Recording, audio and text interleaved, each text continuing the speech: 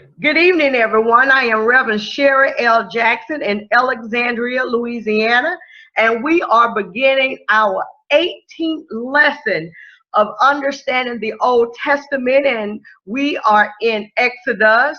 And tonight we will continue with the clash of the gods.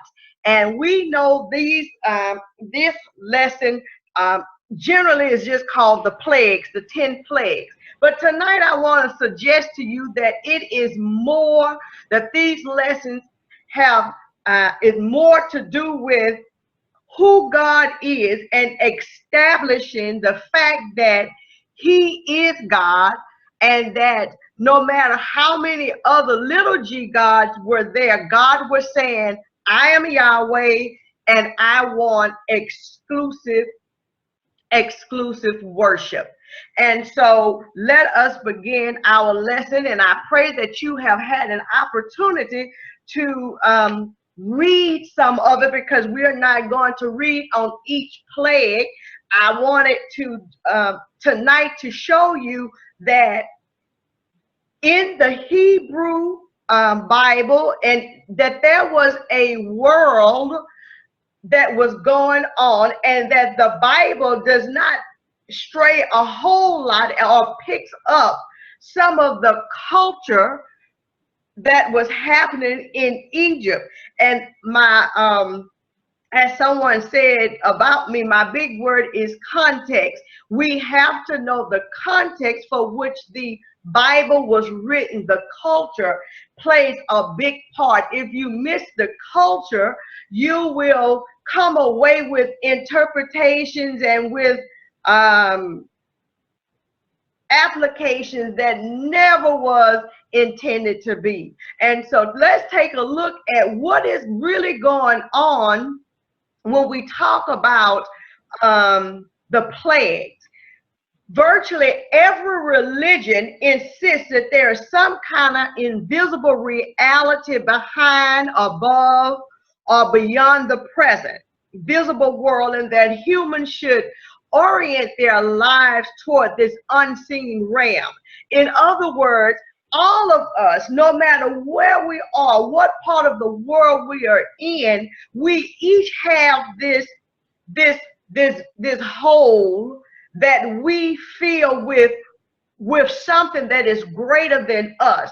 We sometimes call that the otherness. There is something outside of us that is bigger, that is greater, and we try to orient our lives toward that. Some people believe that the supernatural world is populated by a host of gods, angels, spirits, demons, and other superhuman entities. Others insist that there is only one supreme being beyond the human level. If you have had an opportunity to look at some of the belief stories that the OWN network or Oprah Winfrey network has been playing, you see that people all over the world have some sense of spirituality. They have some sense of religion. And if you notice, we may not all do it the same way, but there are some commonalities between all of them. The people whose ideas are recorded in the Hebrew Bible were a subset of this population that was in the world at that time. Remember, the Bible is not trying to give you the history of the world, but it is giving you the history of the Hebrew people, the history of God's people. And in doing that, it takes into consideration the bigger or the broader world for which these people were living in. So the world in which the Hebrew Bible arose was polytheistic. Poly means many. Theistic, there were many gods. There were greater gods and lesser gods who directed the affairs of the universe. Most were associated with a particular aspect of nature, such as the sun, the moon, sea, or storm. Humans were expected to honor the gods of the land by performing rituals of worship and obeying the wishes of the gods. The gods were responsible for maintaining the fertility of the land and protecting people from their enemies. Devotion to the gods were not exclusive. When a person traveled through a territory of other deities, it was expected that the traveler will honor the local gods. In other words, if I in Louisiana worship one God with a little g, that God could only take care of Louisiana. Its territory was limited to the location. It would be limited to Louisiana. But if I travel to Wisconsin, my God in Louisiana the powers would not transfer to Wisconsin. Wisconsin would have its own gods. And so this is the world that the Hebrew people were living in. There were other gods, but God, capital G-O-D, Yahweh, is now demanding exclusive worship. There were other gods, but Yahweh is different. Yahweh is insisting that the people of Israel and Judah worship him alone. So remember when Moses asked God, well, who do I say is sending me? He was really asking, which God are you? Which little G-O-D are you? When they ask me your name, which one are you? And so this is the world that Moses was living in.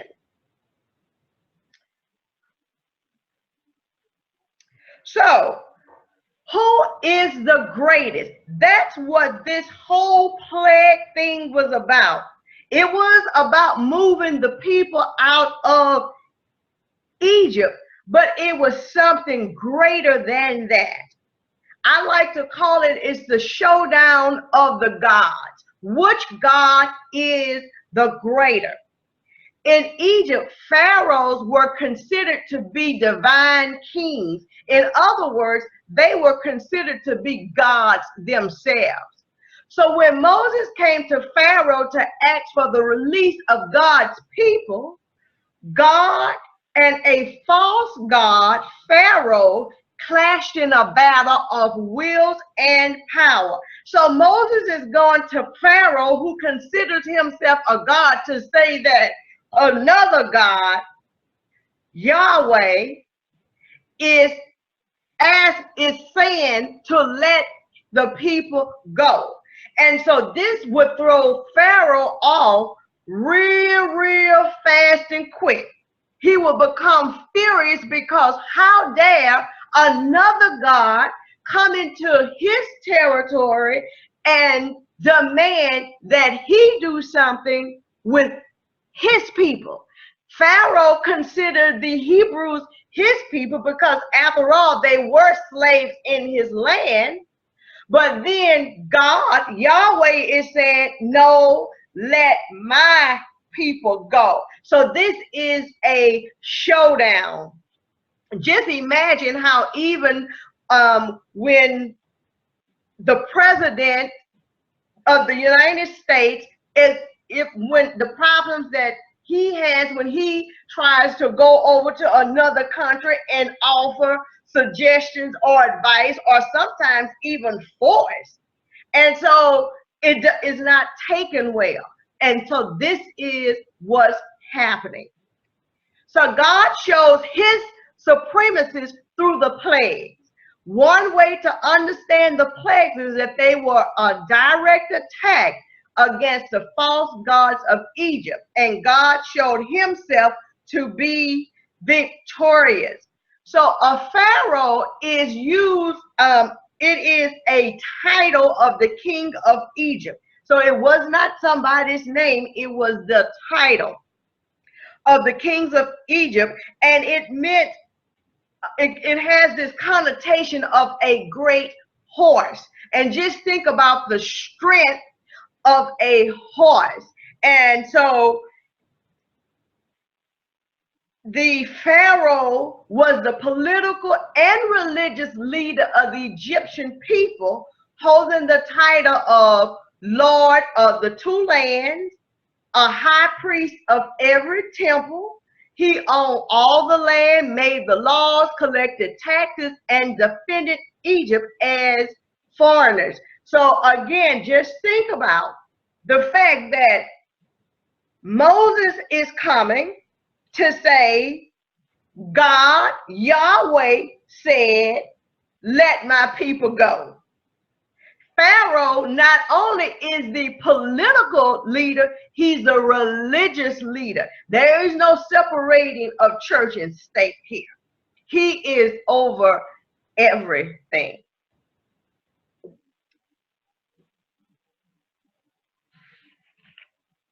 So the Egyptian, there's called something called an Egyptian pantheon. The Egyptians believed in many different gods and goddesses, and each one had their own role to play in maintaining peace and harmony across the land. And so there were 8, when we call it Egyptian pantheon, but there were 8 major gods. And we're going to see that each one of these plagues had something to do or attacked something that was precious to one of these gods. The ancient Egyptians believed that it was important to recognize and worship these goddesses so that life continued smoothly. So if it was the rain god, they wouldn't want to upset the rain god, because they depended on the rain god to bring the rain, to take care of the crops. So if one of the gods was upset, it wreaked havoc all over the land. So the people, the Egyptians, spent their time in worship of these gods and goddesses to make sure that everything was in order.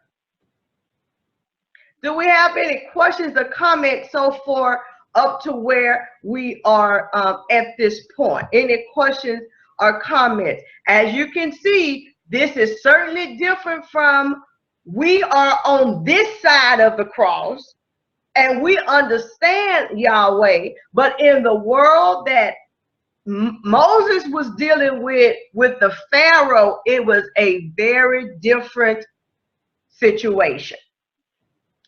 Any questions or comments at this point of where we are?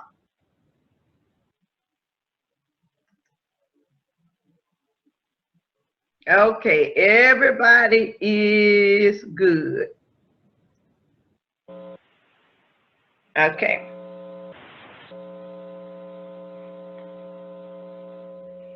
So when we look at the different gods, this, if you can see this picture here, this is the 8 main gods, of the gods of the pantheons, the Egyptian pantheons.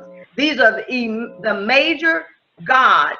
And we have a god of creation, death, magic, the underworld, forming, the sky, disorder, danger, and the sun god. So when we go through the plagues, each one of the plagues will directly affect something that one of these gods are over.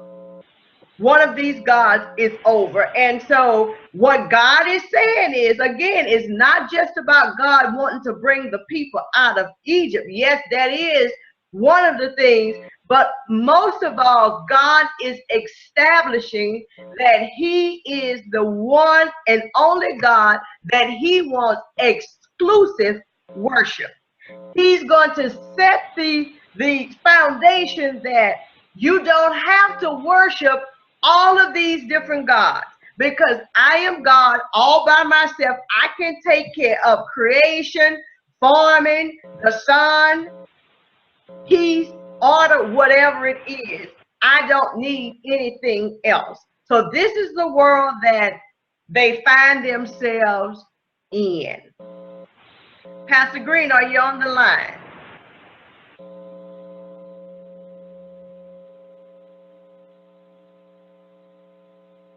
Okay, maybe not.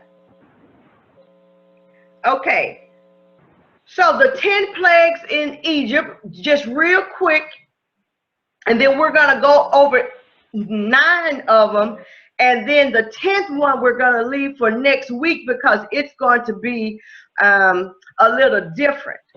But the first one is, of course, the river turning into blood, the frogs, lice, flies, the death of cattle, boils, rain, hail, locusts, darkness, and then, of course, the 10th one is the death of the firstborn. So if you can remember in this previous slide,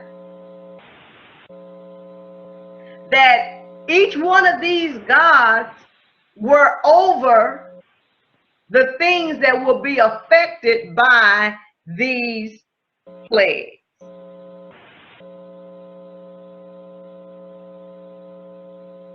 Well, we also need to know that now some of the things that in the plagues were not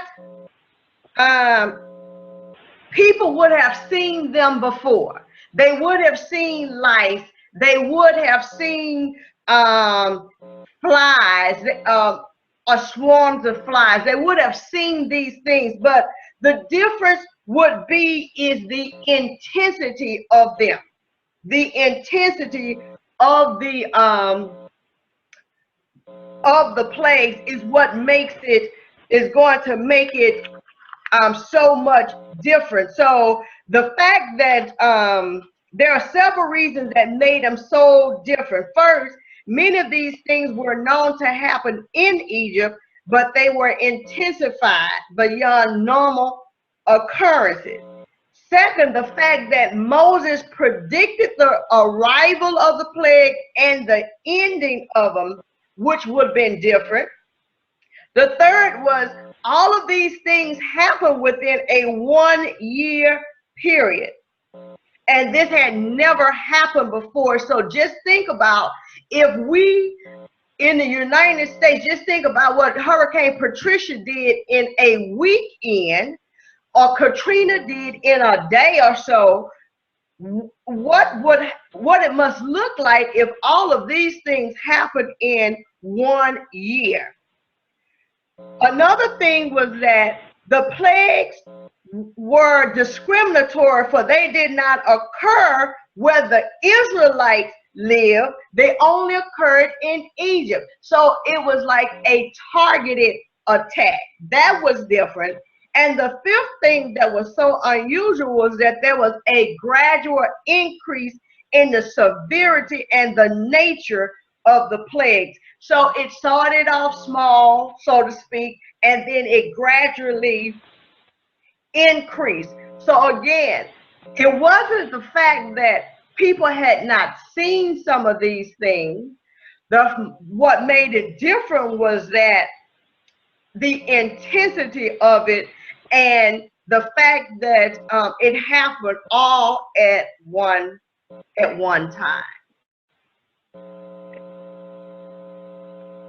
Okay, so Sherry, you might also note is that the first 3 that come to Israel as well as to Egyptians, that the magicians could do them as well.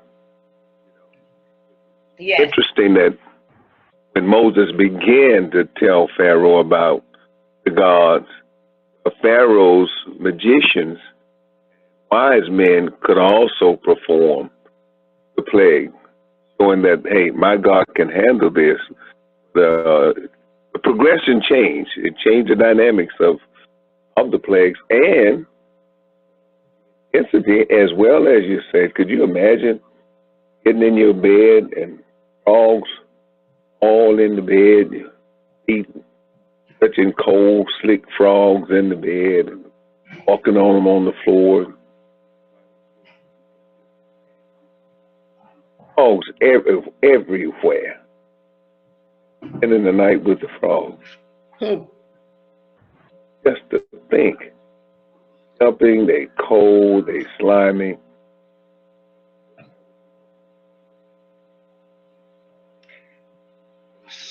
Certainly. Preached another night. I'm sorry, go ahead. One of your friends from the church preached another night with the frogs. Oh yeah, that's a popular one. I just thought to remind you about that. Yes.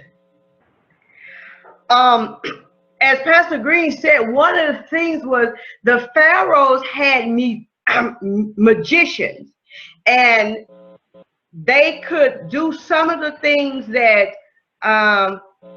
Moses could do, and so it didn't really affect them that bad. And so the plagues had to get more severe, more severe, more severe. So let's take a look at the plagues. And again, hopefully that you've read it, or somewhere along the line you've dealt with these plagues before. If you haven't, go ahead on and read them. But what I wanted to do tonight is talk about the different gods, the small gods, that these plagues affected. So the first plague dealt with, which is in 14 through 25, was turning the Nile River to blood. The Nile River to blood. And the Nile River was a very important river in Egypt. It was known as the lifeblood of Egypt. The lifeblood of Egypt. Egypt was very dependent upon the Nile River. And it had it was their transportation route. They had shipbuilding in all ports and commerce, and all of this came through the Nile River. And most important, it was the agricultural life that the Nile brought to Egypt.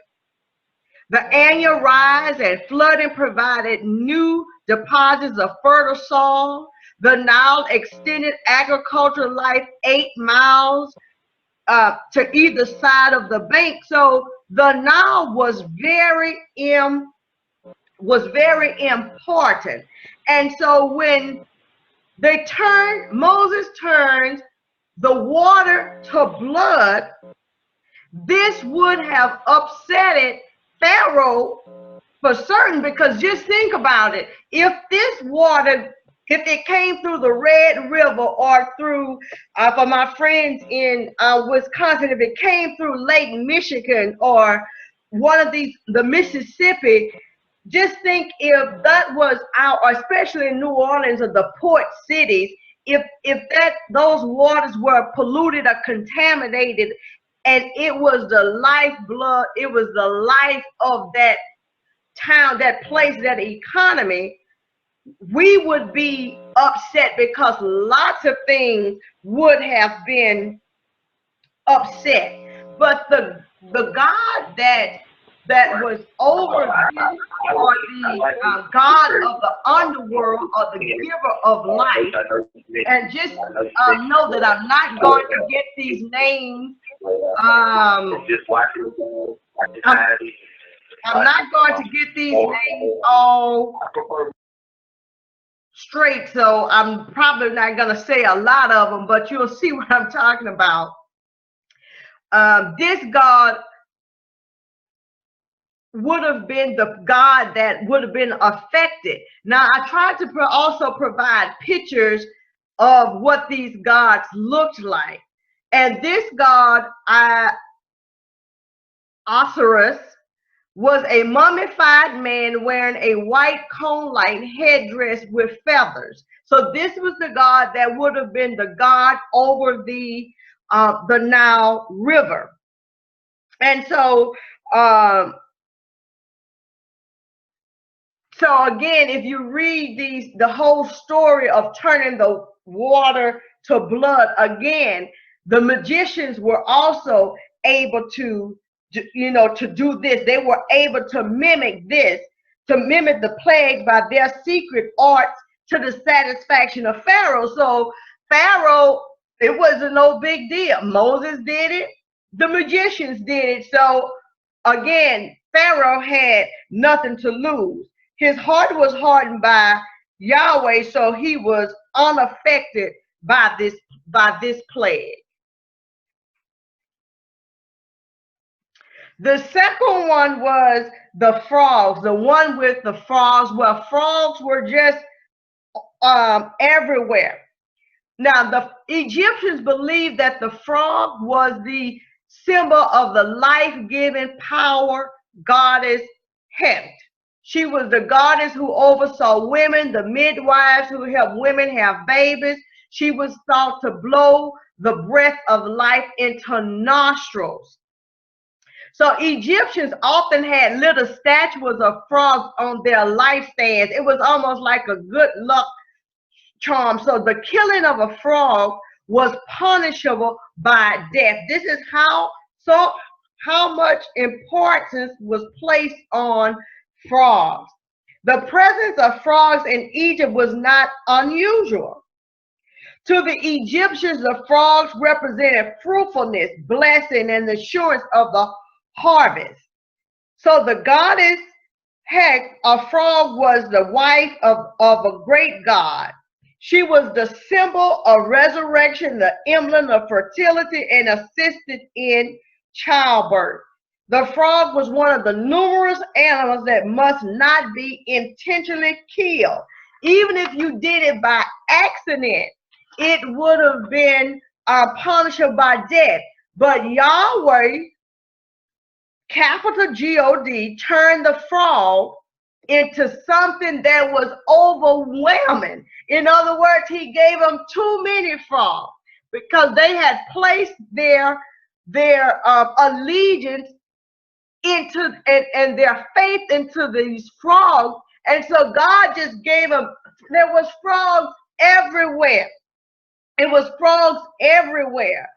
But again, the magicians was able to reproduce the production of frogs. What is clear is that they were not able to remove this plague. Pharaoh begged Moses and Aaron to get rid of the frogs. Moses asked Pharaoh to pick the time for the plague to end. This emphasized that the magicians could not do this. They could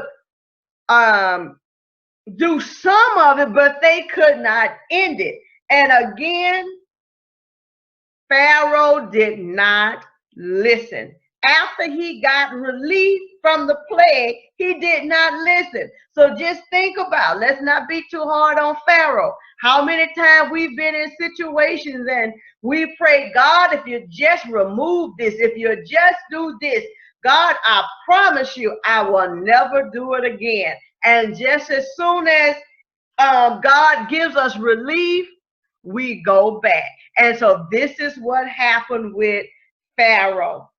So again, so God intensified. They intensified and went to the plague, the third plague, which was the plague of lice.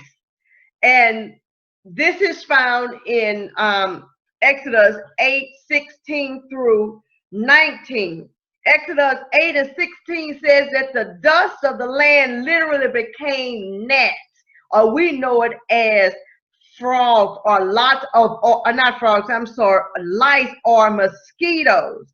It was like dust in numbers and size. It was, if you ever been into a sandstorm, where sand is just, or the dirt is just so intense that you can hardly see. This is what this looked like. And this god would have been Geb, Geb, which was the earth god. So just think, God is covering the earth with these gnats, or with this lice.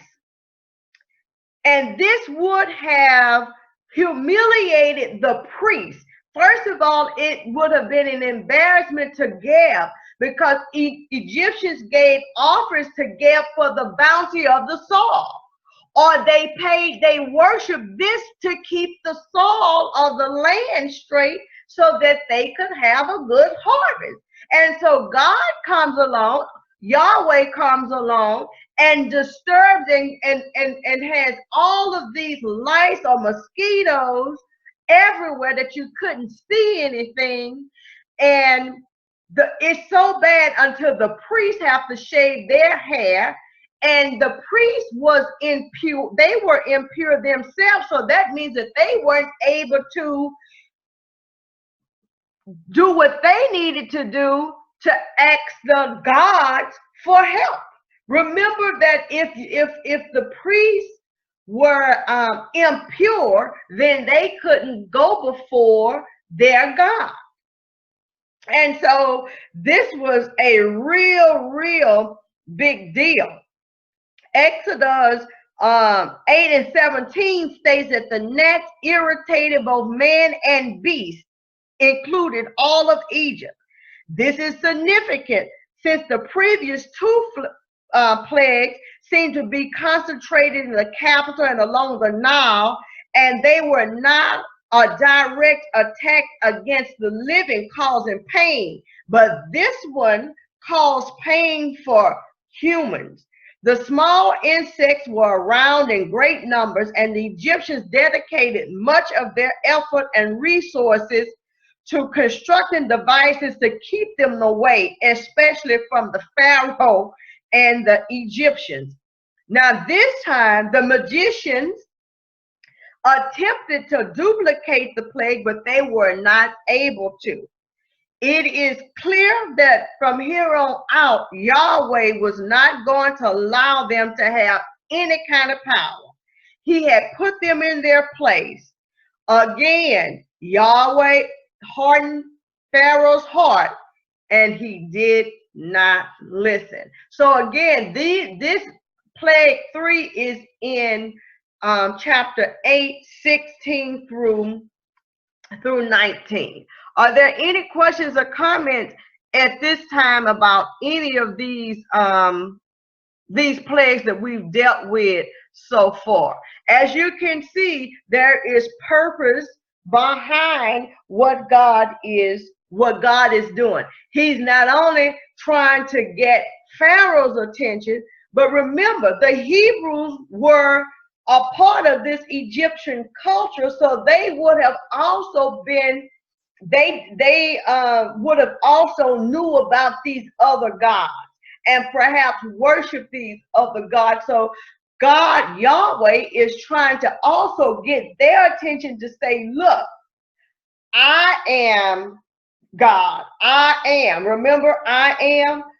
I want exclusive worship from you. I'm going to remove you from this place, but when you go out of this place, you won't have these other gods. It's only going to be me. So when we get to the fourth plague, is all about flies. And this is the fly god. This plague increased in intensity. Remember, the first couple of ones, the magicians were able to mimic, they were able to do. And then God stepped up a notch. The first two or so only dealt with the environment. But then when we get to that lice one, it started to affect the people, the Pharaoh and the priests, because the lice, the mosquitoes were everywhere. So now we get to the fourth plague. And again, just think about when God, does things and it's small and we don't pay attention to it, and we don't listen. It's like God intensifies to get that, to get our attention. Just think about, as a parent, when you're trying to talk to your child and you call their name and you call real soft one or two times, and the third time it gets louder because you are trying to get the attention. So when we get to the fourth plague in 8:20 through 32, we are in flies in the royal palace. Now, the blood sucking, this was called a dog fly, and it said that it may have been responsible for blindness in the land. It might also be a fly which deposits its larva on living things so that it can feed. The Egyptians saw this as a manifestation of the god Uatchit. Many other insects may have been revered in this same way. So this plague separates the Israelites and the Egyptians. This shows that there's another step toward establishing the civilians of Yahweh to be the God of all the earth. This is the first plague where it clearly states that Israel would be untouched. Exodus 8:23 states that the Lord will put a division between his people and the people of Egypt. So this is the one where God is drawing the line between the Egyptians and his people. The people who were going to actually be the ones who were going to be delivered out of, or brought out of, Egypt. Pharaoh gives in and told Moses that he could take the people in the wilderness and make sacrifices to Yahweh. However, again, when the plague ended, Pharaoh changed his mind and did not let the people go. I'm hoping that this is making sense to you guys. And again, if you have any questions or comments, this is an opportunity to do so, because I know we're dealing with a lot, but again, I'm trying to show you that these plagues were not just for God to be doing something, but he's trying to establish that he alone is God. So up until the fourth plague, it sounds like the Israelites experienced all the other plagues as well. This is where they were separated, correct? This is where God make a distinction between his people and Israel and the Egyptians. Okay, I never thought about that before. Yes, that's in Exodus 8:23, where he says he's going to put a division between his people and Egypt. Okay, any more questions or comments?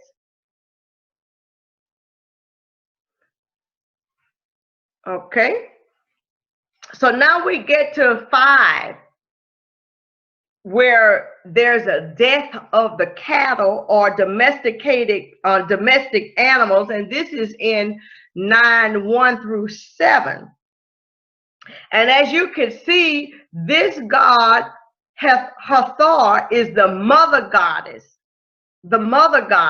and it is represented by a woman with ears of a cow. She had a headdress of horns and a sun disk. She was a protective goddess. She was also the goddess of love and joy. So remember that the Egyptians worshiped and deified almost all animals in Egypt. So this plague would be an attack against many of the gods, yet it was more directed against the bull, since the previous section Pharaoh changed his mind in allowing Israel to go and sacrifice.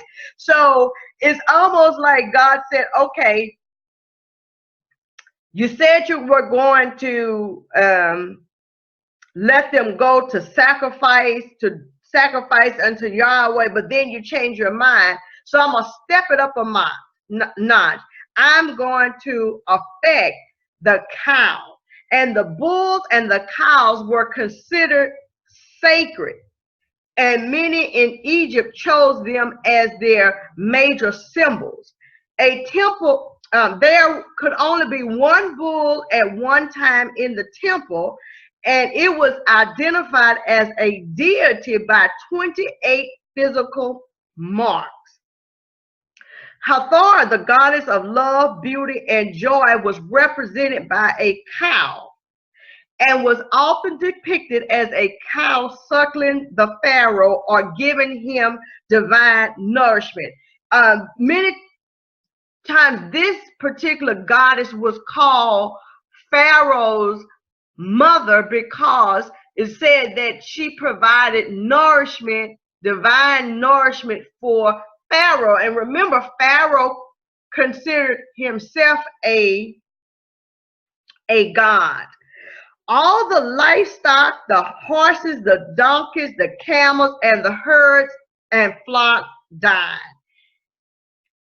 And Pharaoh had some representatives to go out and investigate and confirm this. And Israel, once again, was unaffected by this plague. Israel was unaffected by this plague. But Pharaoh's heart remained hard, and he did not respond to Moses and Aaron in letting Israel go. So he was still upset from the previous ones, and then God comes along and takes down the cattle. And remember, now, of course, this was also a source of nourishment. So when they did this, Pharaoh didn't even respond. The other one times he did respond and said, okay, I'm gonna let you go, I'm gonna let him go, I'm gonna let you go sacrifice, and he changed his mind. But this time he did not even respond.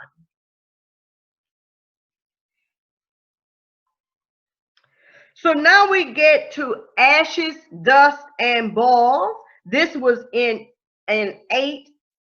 chapter 9, 8 through 12. Yahweh, where previously Yahweh's people experienced the suffering and pain of their suffering of slavery, Yahweh now takes the ash from their work and causes it to become suffering to the Egyptians. Now, this God was the God of healing, or the God of wisdom and medicine. So God takes the ashes, because remember, the kind of work that they did involved fire. So God took the ashes, and then used it against the Egyptians. Like the plague of the gnats and the flies, this plague would affect the purity of the priests, and that will prevent them from entering the temple and praying to the God. This plague not only affected all of Egypt, but the severity of it was seen in Exodus 9 and 9, where the boils were breaking out in these sores. Even the magicians were crippled by the plague, that when summoned, they could not physically go to the palace. Yahweh hardened Pharaoh's heart, and he would not listen to Moses. So not only everybody is affected by the boil. So much so that the magicians, the priests, they couldn't even go to the temple to even pray to the god to ask for some healing or to get rid of this. So this really affected them. Plague 7 had to do with hail and fire. Now this is Seth, which is the protector of fire, of crops, the god of thunder and storm. The northern part of Egypt gets about 2 inches of rainfall each year. And so rain, now that's 2 inches each year. And so rain would have been rare, that sometimes that there was no rain the entire year. So when something does come in the sky, it comes to destroy. This plague would have damaged many of the monuments that the Egyptians were obsessed with building to honor the glory of the gods and the Pharaoh. And now these images were going to be defaced by the hail and the thunder and this rainstorm, I would say, that's gonna come in. The only crops that were destroyed were flax and barley, which indicated that this probably occurred around January or early February. The hail would not have just affected the Egyptians' crops, but it would have also affected their homes. They were confined to their homes while their surviving livestock and crops were being destroyed. This time, Pharaoh does not send for the magicians. Rather, he sends for Moses and Aaron directly. So you can see that Pharaoh is getting a little antsy now, because now it is going to the heart of their survival. It is going to destroy their crops. Pharaoh states that he is guilty, and he asks them to pray to Yahweh for the plague to stop. And after the plague ends, just like usual, Pharaoh's heart was hardened and he resists Aaron and Moses. So I know you can see a pattern here. And again, it might not be this severe in our lives, but certainly there are times when we have just prayed and prayed and prayed about something that God, and we just say, God, do it right now. And if you do it, I will do A, B, C, or D. And after we get the relief, if the truth be told, and I hope you tell the truth about it, we go back to our ways. But again, even through these plagues, even in our lives, God is trying to say, I am the one and only true and living God. You don't need any other God. You don't need any other thing, person, place, or thing that I can supply all of your needs. So, Reverend Jackson, Yes, ma'am. this is the first time that I see where he gave them an order to, to shield their livestock, to bring them in so that they wouldn't be affected. And I see where some of the Egyptians began to fear God at that time, and they brought their livestock in, although Pharaoh still wouldn't, accept and what God was saying to him at that time. Because remember now, Pharaoh considers himself a god. And so for him to give in, he would have to say that he is less than a god. He would have to say he was a lesser god. Remember, there was greater gods and lesser gods. And for Pharaoh to give in to Yahweh would say that he was losing his control. And we never want to lose. We never want to lose any control. And especially him thinking that, you know, he is God. So you are, you know, you are right that he's not ready to give in. It had not hit him bad enough. It had not hit him bad enough. It was one thing for the people to be ready, but for him to do it, he just wasn't ready to give up that control. And you know, many times, I know for me, I've seen how I've seen it. I've seen the consequences of it, but I'm just not ready. Or whatever, you know, that case is.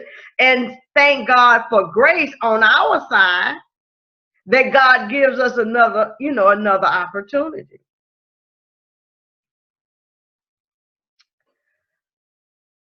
So the next one is the Locusts, which is in 10:1 through 20. And in ancient times, locusts could destroy an entire village's food supply in a matter of minutes. 1 square mile normally contains from 100 million to 200 million of the creatures. We know of its devastating effects because history tells us that.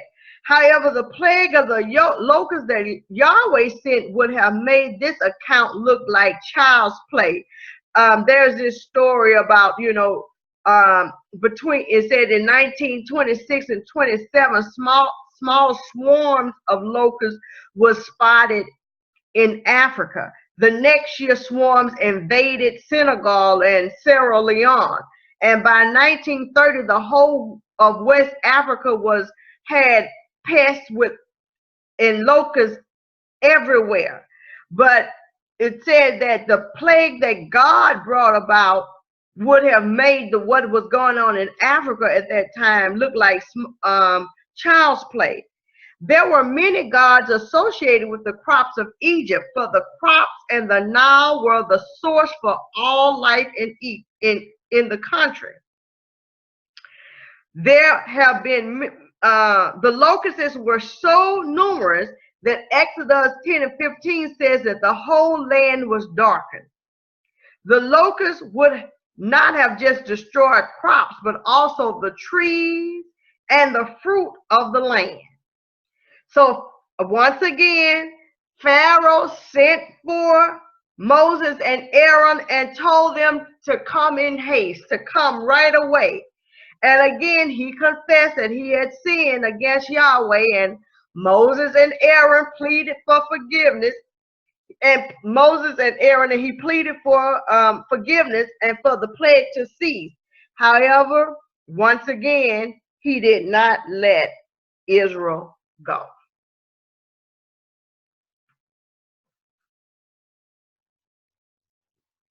And so the ninth plague, which dealt with Ra, which is a form of the sun god, and we can find this one in Exodus 10:21 through 29. The sun god Ra was considered to be a great blessing to the land for his faithfulness in providing the warmth and the light of the sun each day without fail.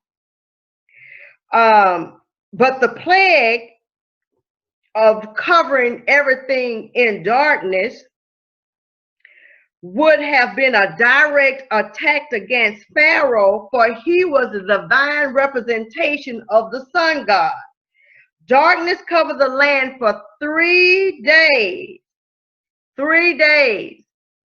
Now, that ought to be familiar to you. Darkness covered the land for 3 days, and no one could see anything or leave their home.